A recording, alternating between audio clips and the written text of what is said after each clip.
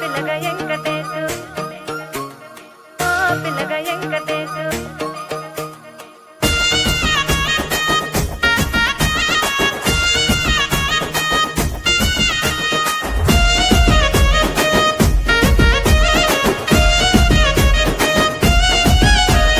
సిద్ధిరాల మనసు నాది చిన్నగా పోతుంటావో చూడక పోతుంటావో ఇంట్లో చిన్నదాన్ని నేను సిద్ధిరాల